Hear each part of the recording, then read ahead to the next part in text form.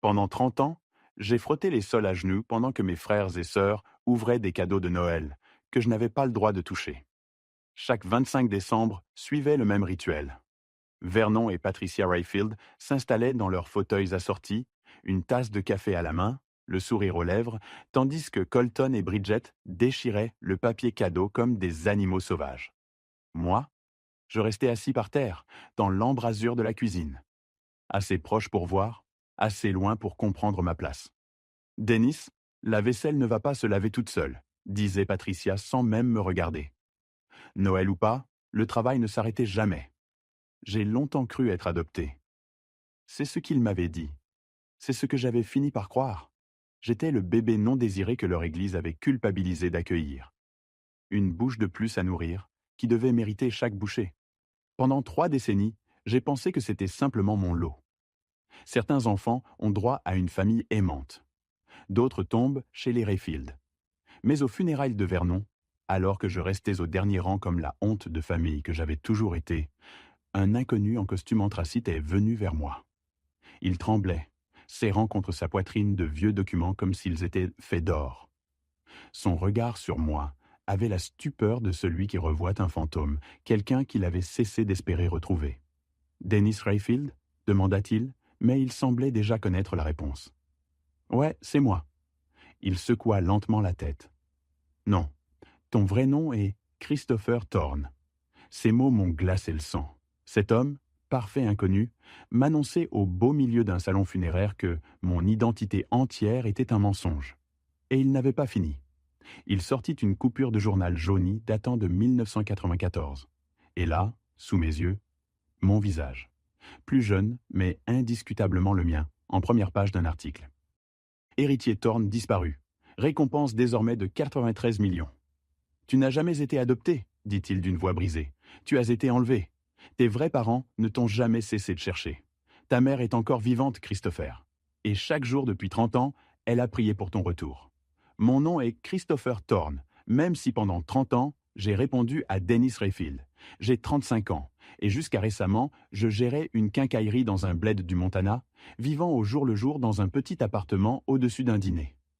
Mon histoire ne parle pas de découvrir que j'étais riche en secret. Elle parle de découvrir que tous ceux qui étaient censés me protéger ont choisi de me détruire. Elle parle de comprendre que l'amour que je croyais ne pas mériter m'attendait en réalité depuis toujours. L'homme en costume s'appelait Winston Aldrich, détective privé. Il me cherchait depuis que j'avais 7 ans. Vernon Rayfield n'était pas mon père adoptif, c'était mon ravisseur. Patricia Rayfield n'était pas une mère glaciale, c'était ma geôlière. Et Colton et Bridget, ces enfants dorés qui recevaient tout pendant que je n'avais rien, ils étaient les enfants biologiques des gens qui m'avaient volé à un parc de Boston, quand j'avais 5 ans. Ta mère s'appelle Eleanor, m'annonça Winston, les larmes coulant sur son visage buriné. Elle a bâti un empire avec ton père, croyant que la réussite leur donnerait les moyens de te retrouver. Chaque dollar gagné a servi à ça. FBI, détective, spécialiste du vieillissement, même des voyants quand ils désespéraient. Ils n'ont jamais abandonné, Christopher. Pas une seule fois en 30 ans. Vernon Rayfield reposait à 10 mètres de nous, prêt à être enterré avec ses secrets. Mais Patricia était bien vivante, assise au premier rang dans sa robe noire, jouant la veuve éplorée. Elle m'avait forcé à l'appeler Madame, toute ma vie, jamais Maman. Et maintenant, je comprenais pourquoi. Chaque fois qu'elle posait les yeux sur moi, elle voyait le crime qui pouvait la détruire. Je n'étais pas l'enfant indésirable. J'étais la preuve. La preuve de ce qui arrive quand la cupidité croise l'occasion et que la conscience ne vient jamais à la fête. J'étais le garçon dont la mère biologique se mourait depuis 3 décennies, dont le père avait emporté ma photo de bébé dans son portefeuille jusque dans sa tombe, dont l'héritage grossissait chaque année que je restais porté disparu. Winston me tendit une photo récente, prise 1 mois plus tôt. Une femme d'une 60aine d'années posait devant un immense siège social. Même de loin, malgré le grain, je voyais qu'elle avait mes yeux. Ce vert étrange qui faisait toujours dire aux Rayfield que je ne leur ressemblais pas. Parce que je ne leur ressemblais pas. Je ressemblais à Eleanor Thorne, ma mère, qui, selon Winston, avait tenté 2 fois de mettre fin à ses jours depuis ma disparition, sauvée seulement par l'espoir que, quelque part, je respirais encore. Elle doit savoir que tu es vivant, insista Winston. Elle ne tient qu'à un fil. Les médecins disent que l'espoir est la seule chose qui maintient son cœur. Viens avec moi, Christopher. Rentre à la maison. Maison? Ce mot n'avait jamais rien signifié pour moi. Maison, c'était la grange où je dormais quand Vernon était ivre et dangereux. Maison, c'était l'appartement glacé avec des cafards que je n'avais pas les moyens d'exterminer. Maison, c'était n'importe où, sauf chez les Rayfield. Et maintenant, cet étranger me disait que ma maison était un manoir à Boston, une mère qui n'avait jamais renoncé et une fortune qui m'attendait depuis ma naissance. Alors que les invités du funérail sortaient, Patricia passa près de nous. Pendant une seconde, nos regards se croisèrent. Pour la première fois en 30 ans, elle me regarda vraiment. Pas à travers moi, pas au-dessus de moi, mais bien moi. Et dans ses yeux, je vis la reconnaissance. Je vis la peur. Je vis une culpabilité si lourde qu'elle aurait dû l'écraser. Elle savait qui j'étais. Elle l'avait toujours su. Grandir chez les Rayfield, dans le Montana rural, c'était comprendre dès le premier jour quelle était ma place. Vernon Rayfield dirigeait un ranch prospère de 300 acres. Patricia gérait les comptes avec une poigne de fer, contrôlant chaque centime qui passait. Dans notre petite ville de Copper Ridge, 247 habitants, ils étaient respectés. Vernon siégeait au conseil de l'église, Patricia organisait la fête de la moisson. Tout le monde les voyait comme de bons chrétiens, charitables, qui avaient recueilli un enfant abandonné. Leur histoire officielle était simple et noble. Un matin d'hiver 1994, ils m'auraient trouvé sur le pas de leur porte, à peine âgé de 5 ans, avec seulement les vêtements que je portais et un mot griffonné. « Prenez soin de lui, je n'y arrive plus ». Pas de signature, pas d'explication, juste l'abandon. Le shérif, cousin de Patricia, aurait soi-disant tenté de retrouver mes parents biologiques, en vain. Alors, les Rayfield, déjà bénis de 2 enfants, auraient ouvert leur maison à un enfant perdu. « On n'était pas obligé de te garder », me répétait Vernon, chaque fois que je demandais quelque chose. Le devoir chrétien a ses limites, garçon. Leur maison, c'était une grande demeure de ranch avec 5 chambres. Pourtant, moi, je dormais dans ce qui avait été une remise, attenante au garage. Une petite fenêtre donnant sur l'abri à outils, pas de placard. Et en hiver, un froid si mordant que je voyais mon souffle. Pendant ce temps, Colton avait sa propre salle de bain et une télévision écran plat offerte pour ses 13 ans. La chambre de Bridget, toute rose et blanche avec un lit à baldaquin, aurait pu figurer dans un magazine. Le petit déjeuner, lui, suivait une hiérarchie stricte. Vernon avait ses œufs sur le plat et son bacon épais.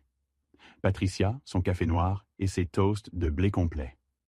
Colton et Bridget obtenaient ce qu'ils voulaient. Céréales sucrées, pancakes préparés exprès. Moi, je mangeais les restes, quand il y en avait. La plupart du temps, je survivais grâce au pain rassis et au beurre de cacahuètes que je cachais dans ma chambre pour ces occasions. Denise doit apprendre que rien n'est gratuit, aimait dire Patricia à ses amis de l'église lorsqu'elle s'étonnait de ma maigreur. On lui enseigne la valeur du travail. Ça lui servira mieux que des cadeaux. Mes corvées commençaient à 4h30. Nourrir les poules, traire les vaches, nettoyer les boxes des chevaux.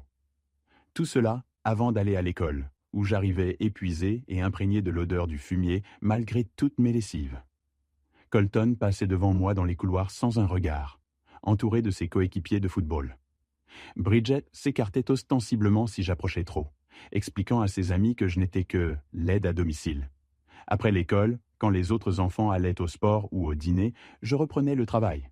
Réparer les clôtures, transporter le fourrage, bricoler les machines que Vernon laissait volontairement tomber en panne pour m'occuper. Il m'apprit à réparer des moteurs, non par souci paternel, mais pour profiter d'une main-d'œuvre gratuite. À 12 ans, je savais reconstruire un moteur de tracteur.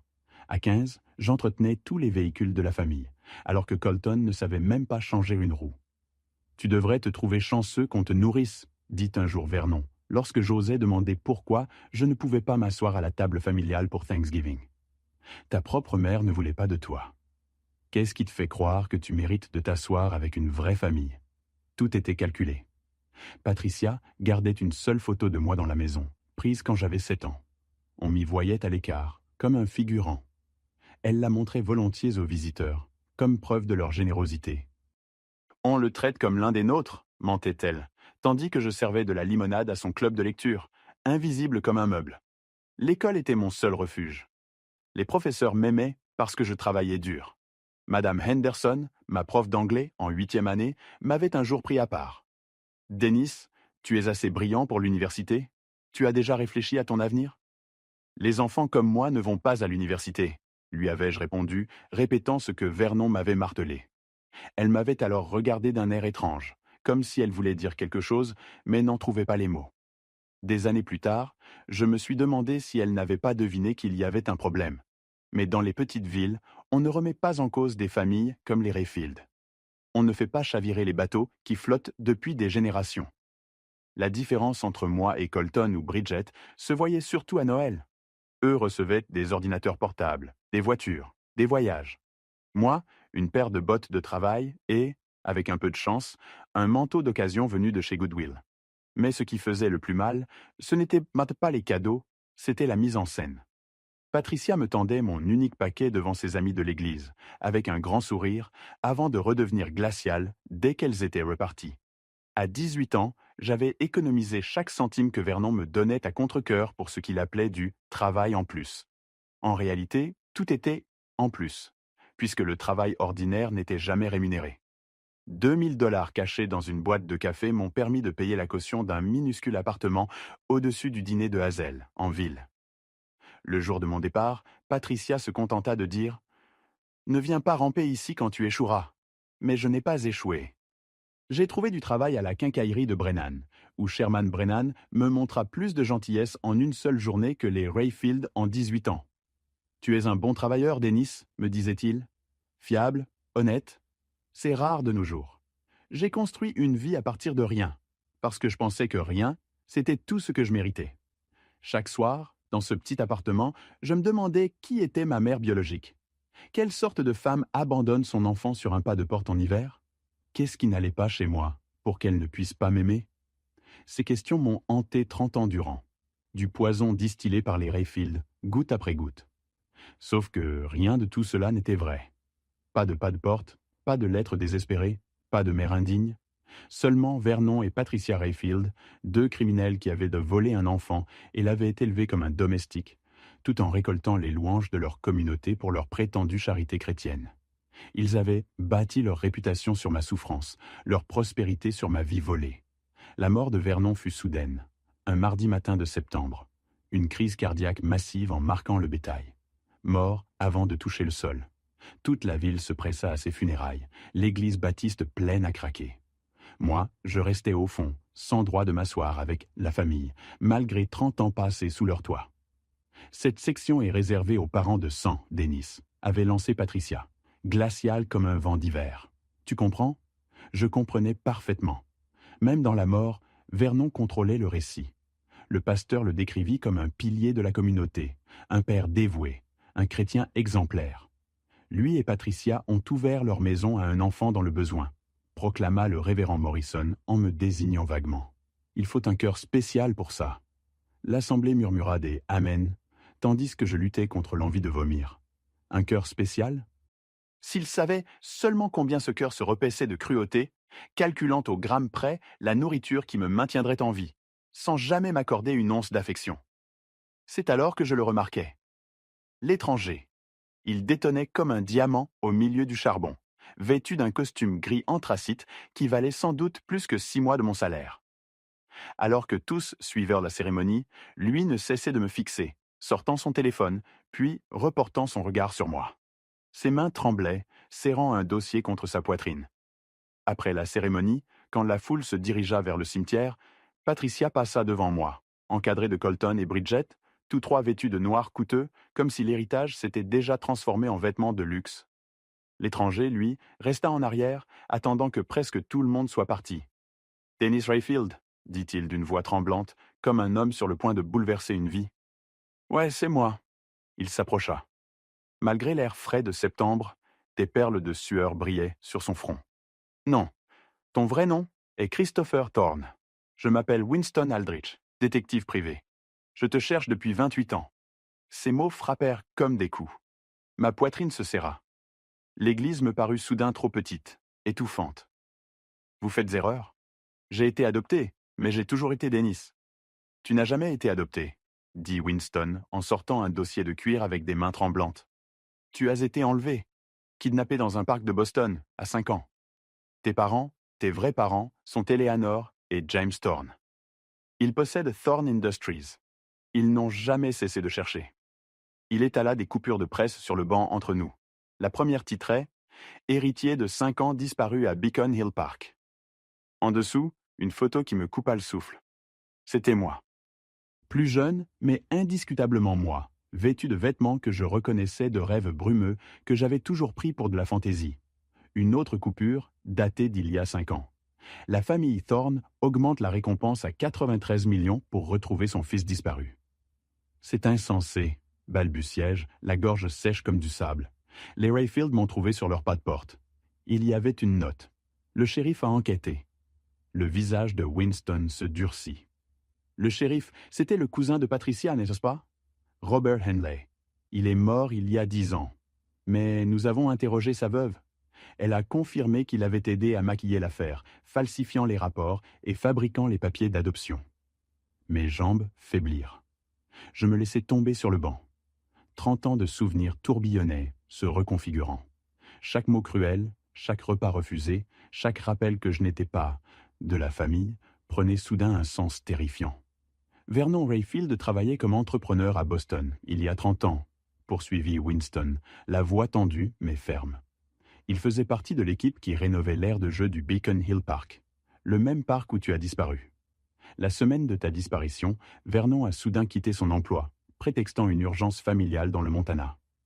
2 mois plus tard, il a acheté le ranch, en liquide, 90 000 $ cash. Dennis, dis-moi, d'où un simple ouvrier au chômage sort-il 90 000 $ en 1994 ?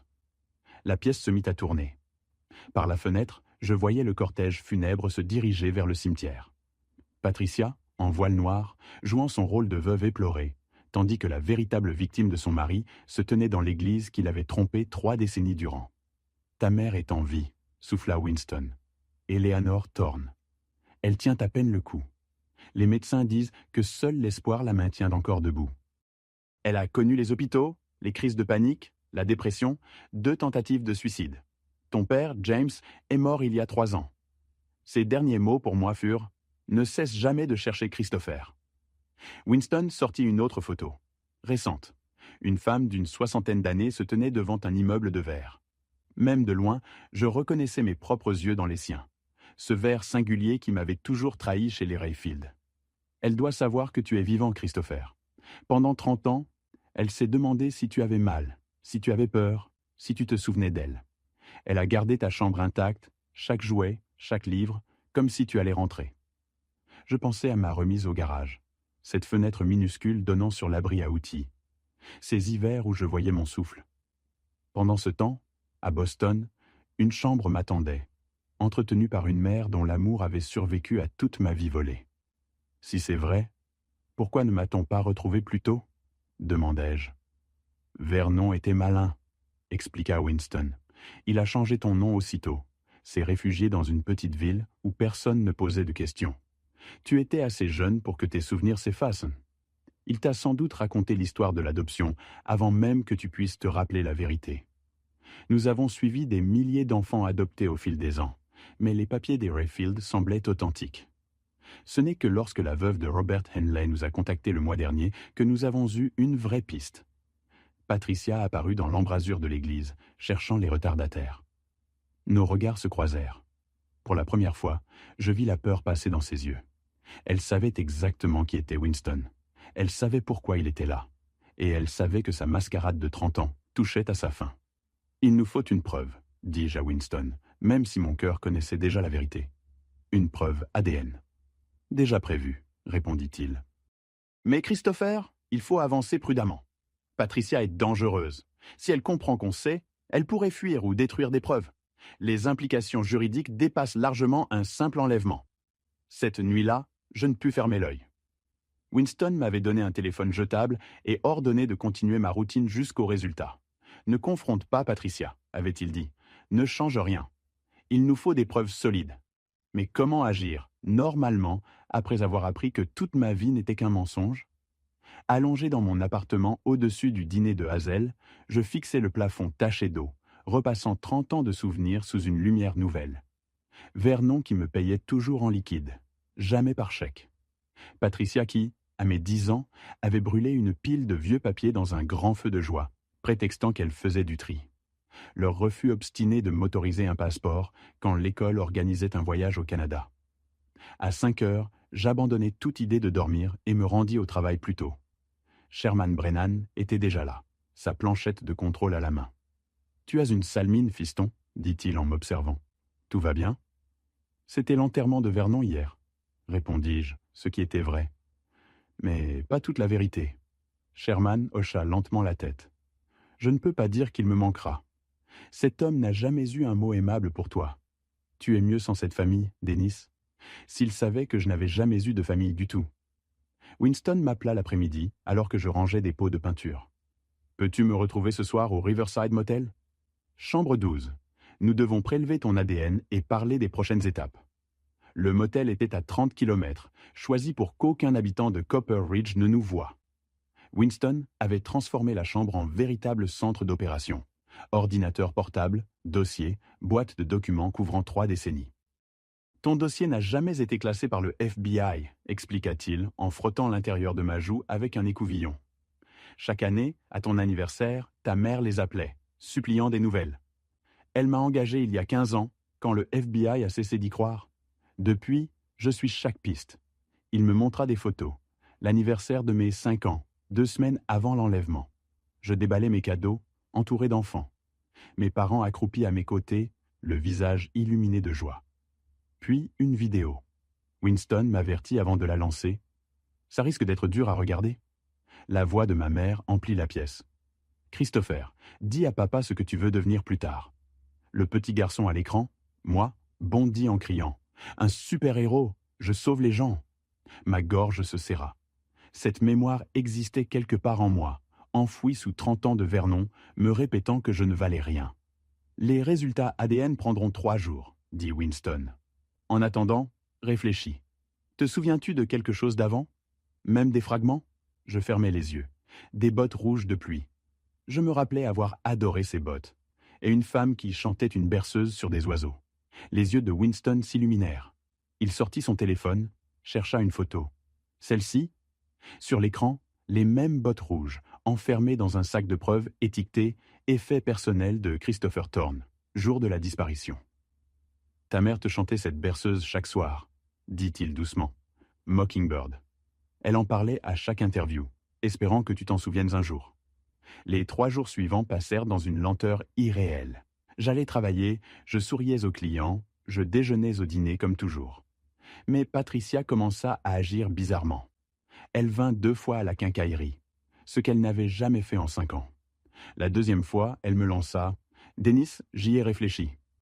Maintenant que Vernon est parti, il est peut-être temps qu'on se comporte enfin comme une vraie famille. Viens dîner dimanche. » En 30 ans, elle ne m'avait jamais invité à un dîner du dimanche. « Je suis occupé, » répondis-je en me tournant vers mon rayon. Sa voix se fit glaciale. « Tu sais, j'ai retrouvé de vieux papiers dans le bureau de Vernon. Des papiers d'adoption. Ce serait dommage s'il leur arrivait quelque chose.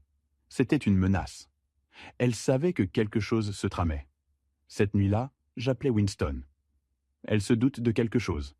Elle a parlé de détruire des documents. Les résultats ADN étaient arrivés plus tôt que prévu. 90-97 de correspondance avec Eleanor Thorne, dit-il. Tu es bien, Christopher ? Le FBI intervient demain matin. Je m'écroulais sur mon vieux canapé. Même en m'y attendant, l'impact de la confirmation me coupa le souffle. Il y a autre chose, ajouta Winston. Ta mère veut te parler. Elle attend près du téléphone depuis que je lui ai dit qu'on t'avait peut-être retrouvé. Tu es prêt ? Était-ce possible d'être prêt à entendre la voix d'une étrangère qui était ma mère ? Prêt à découvrir que, pendant que je frottais des sols et dormais dans une remise, elle se battait pour me retrouver. « Passe-la-moi, dis-je. » Une voix douce, brisée mais pleine d'espoir traversa le combiné. « Christopher ? C'est vraiment toi ? » Je ne sais pas comment répondre, avouai-je. Je suis Denise depuis si longtemps. Ce n'est pas grave, dit-elle, et j'entendis ses larmes. Tu peux être qui tu veux. J'ai juste besoin de savoir que tu es en sécurité. Tu es en sécurité ? Sécurité ? Un mot si simple que je n'avais jamais vraiment compris. Je le suis maintenant. Le FBI dit que je ne pourrai pas te voir avant demain. Mais Christopher, je veux que tu saches d'une chose. Chaque jour depuis 30 ans, je t'ai aimé. Chaque anniversaire, j'ai fait un gâteau. Chaque Noël, j'ai emballé des cadeaux. Chaque soir, j'ai chanté dans ta chambre vide. Tu n'as jamais été oublié? Tu n'as jamais été remplacé. Tu as toujours été mon petit garçon. Je craquais alors. 30 ans d'émotions refoulées m'engloutirent. Cette femme que je ne me souvenais plus d'avoir connue m'aimait plus que ceux qui m'avaient élevé. Celle que j'appelais « maman » ne m'avait jamais aimé. Celle que j'avais perdue n'avait jamais cessé. L'aube suivante, le FBI arriva. 6 SUV noirs envahirent Copper Ridge comme une armée. J'observais de ma fenêtre alors qu'ils encerclaient tout le ranch. Patricia, dans sa cuisine, préparait son café, probablement en train de répéter son rôle de veuve éplorée. En quelques minutes, elle était menottée. Winston passe à me prendre 1 heure plus tard. Elle ne parle pas encore, mais elle finira par craquer. Les preuves sont accablantes. Au poste du shérif, désormais envahi d'agents fédéraux, j'assistais derrière une vitre sans teint à l'interrogatoire de Patricia. Elle semblait rétrécie, sans ses robes de l'église ni sa posture parfaite. Juste une vieille femme de 70 ans face aux conséquences de 30 ans de mensonges. L'agente Chen, du FBI, présenta les preuves méthodiquement. Résultat ADN. Relevé financier montrant les 90 000 $ en liquide en 1994. Témoignage de la veuve de Robert Henley, confirmant qu'il avait falsifié les documents. Relevé téléphonique montrant que Vernon avait appelé la maison des Thorne 12 fois dans les semaines précédant l'enlèvement. Patricia resta silencieuse pendant 3 heures. Puis, quand l'agente Chen lança la vidéo de mon 5e anniversaire, quelque chose se brisa sur son visage. « Éteignez ça », murmura-t-elle. « C'est Christopher Thorne, » dit l'agente Chen, « l'enfant que vous avez appelé Dennis pendant 30 ans, l'enfant dont vous avez détruit les parents. » La main de Patricia tremblait. Ce n'était pas prévu. Vernon a vu une occasion. Elle raconta tout, pire encore que je ne l'avais imaginé. Vernon travaillait sur le chantier du parc, observant les familles riches et leurs enfants, alors qu'ils croulaient sous les dettes de jeu. Il avait repéré la routine des Thorne, notant que la nourrice se laissait parfois distraire. Un jour, il avait saisi l'occasion. « Je devais juste attendre dans le camion », dit Patricia, la voix creuse. Vernon a attrapé le petit quand la nourrice s'est retournée. Ça a pris quelques secondes. On voulait demander une rançon, assez pour éponger les dettes et recommencer ailleurs. Mais les médias, la récompense, le FBI partout.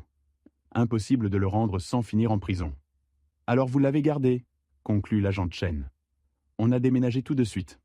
Un cousin de Vernon au Montana venait de mourir. Assez d'argent pour un acompte sur le ranch. On a dit à tout le monde qu'on avait trouvé le garçon abandonné. Robert a aidé pour les papiers. Il devait de l'argent à Vernon aussi. Je murmurais derrière la vitre.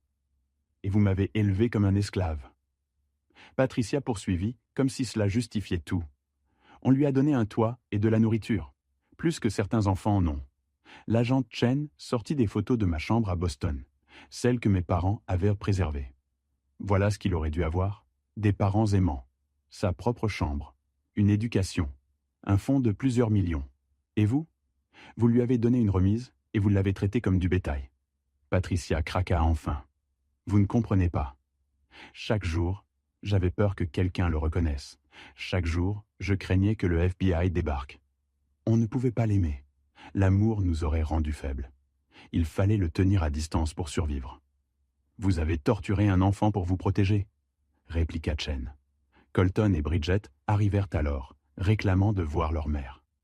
Quand on leur expliqua la situation, Bridget s'effondra en larmes. Colton resta figé, me fixant à travers la vitre. « Vous saviez ?» lui dis-je en entrant dans la pièce. « Vous saviez que quelque chose clochait. On pensait que tu étais adopté, » balbutia-t-il. « Maman disait que ta mère biologique était une droguée qui t'avait abandonné, et que ça justifiait qu'on te traite ainsi. » Il n'avait pas de réponse. Bridget n'osait même pas lever les yeux. Patricia fut inculpée pour enlèvement, conspiration, fraude et maltraitance d'enfants. Le FBI révéla aussi les autres crimes de Vernon. Détournement de fonds, vol sur des chantiers, même à l'hôpital pour enfants. Le ranch, acheté avec de l'argent sale, serait saisi. Cet après-midi-là, Winston me conduisit à l'aéroport régional. « Ta mère arrive, dit-il. Elle ne pouvait pas attendre un jour de plus. » Le jet privé atterrit au coucher du soleil. Je me tenais sur le tarmac, les mains tremblantes, fixant la porte qui s'ouvrait. Eleanor Thorne descendit lentement les marches, comme si elle craignait que je disparaisse si elle bougeait trop vite. Plus frêle que sur la photo, mais ses yeux verts identiques aux miens, brillaient d'un amour qui avait survécu à 30 années d'enfer. « Christopher ?» dit-elle en tendant une main hésitante. J'hochai la tête, incapable de parler. Elle franchit la distance en 3 pas rapides et me serra dans ses bras. Cette étreinte fut comme rentrer à la maison, une maison que je n'avais jamais connue. Elle sentait le parfum cher et quelque chose d'autre, une senteur familière qui réveilla des souvenirs que je croyais être des rêves. « Mon bébé », sanglota-t-elle contre ma poitrine. « Mon beau garçon, je suis tellement désolé. Désolé de ne pas t'avoir retrouvé plus tôt. »« Ce n'est pas ta faute, » soufflai-je. Elle recula pour scruter mon visage avec émerveillement. « Tu as la mâchoire de ton père, ses mains. Mais ses yeux, ce sont les miens. » Elle effleura ma joue. « Tu te souviens de quelque chose?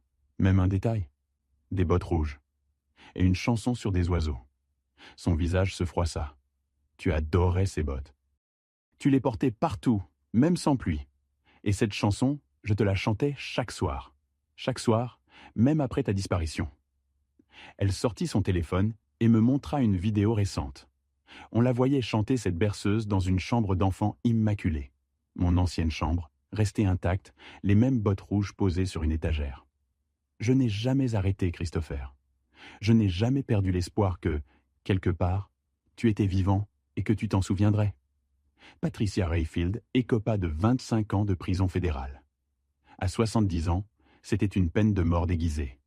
Au tribunal, elle ne montra aucun remords. Je lui ai donné un toit et appris à travailler. C'est plus que ses vrais parents n'auraient fait, eux qui l'auraient gâté avec un argent qu'ils n'avaient pas gagné. Le juge fut implacable. Vous avez volé un enfant à des parents aimants et l'avez soumis à 30 ans de torture psychologique. Vous avez détruit 3 vies par cupidité. 25 ans, c'est clément. Colton et Bridget perdirent tout. Le ranch fut saisi. Le FBI révéla que Vernon avait détourné plus de 200 000 $ au cours de sa carrière, finançant leur confort avec de l'argent volé. Colton vint me voir avant mon départ du Montana. « Je dois t'avouer quelque chose », dit-il maladroitement dans mon appartement. Quand on était gosse, j'ai entendu papa et maman se disputer. Papa a dit « Si quelqu'un découvre la vérité sur le garçon », maman lui a ordonné de se taire. J'aurais dû comprendre. J'aurais dû parler. Pourquoi tu ne l'as pas fait? Il baissa les yeux. Parce que c'était plus facile de te laisser prendre les coups. Quand papa s'énervait contre toi, il ne s'énervait pas contre moi. Je t'ai laissé souffrir pour avoir la vie tranquille. Pardon, Dennis. Je veux dire, Christopher, c'était la première fois que quelqu'un, dans cette famille, me demandait pardon. M'installer à Boston fut comme atterrir sur une autre planète. Eleanor avait gardé ma chambre d'enfant intacte, mais elle ne m'imposa pas de vivre dans le manoir familial. Elle m'aida à trouver un appartement à proximité, le temps que je m'adapte. Le fonds en fidéicommis que mon père avait créé pour moi avait gonflé à plus de 40 millions. Des chiffres irréels pour quelqu'un qui avait survécu au salaire minimum. Mais ce n'était pas l'argent qui me guérissait. C'était Eleanor. Elle n'exigea rien, ne me pressa jamais de l'appeler maman, ni de faire semblant que les 30 ans n'avaient pas existé. Elle se contentait d'être là. Chaque matin, un texto pour me demander si je voulais un café. Chaque soir, pour vérifier si j'avais dîné. Des gestes simples, constants, que je n'avais jamais connus. « Ton père aurait été fier de l'homme que tu es devenu », me dit-elle un soir en feuilletant des albums photos. « Tu as survécu à ce qui aurait brisé la plupart des gens. Tu es resté bon alors qu'ils étaient cruels. Tu as travaillé dur alors que tu aurais eu toutes les raisons d'abandonner. Ce n'est pas malgré ce qu'ils t'ont fait. C'est ce que tu es, au fond de toi. » Je commençais une thérapie spécialisée dans les cas d'enlèvement. Le docteur Martinez m'expliqua « Les Rayfield ne se sont pas contentés de voler ton enfance. Ils ont essayé de voler ton estime de toi. Ils avaient besoin que tu crois que tu ne valais rien. Si tu avais pensé mériter mieux, tu aurais remis leur histoire en question. Ton mécanisme de survie, c'était d'accepter leur version.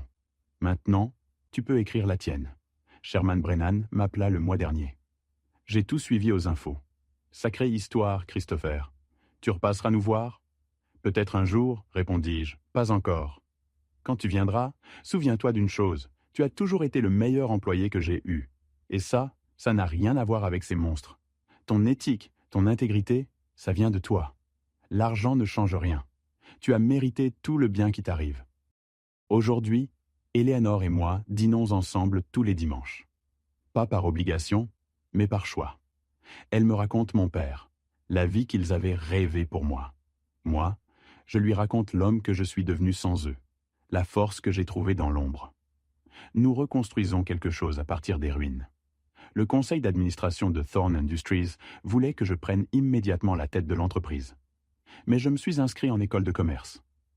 Je veux le mériter, dis-je à Eleanor. Pas seulement l'hériter. Elle a souri. Tu es bien le fils de ton père. Il a dit la même chose quand son père lui a offert la société. La fortune, l'entreprise, la haute société de Boston. Tout cela semble irréel. Mais le plus grand cadeau n'est pas l'argent.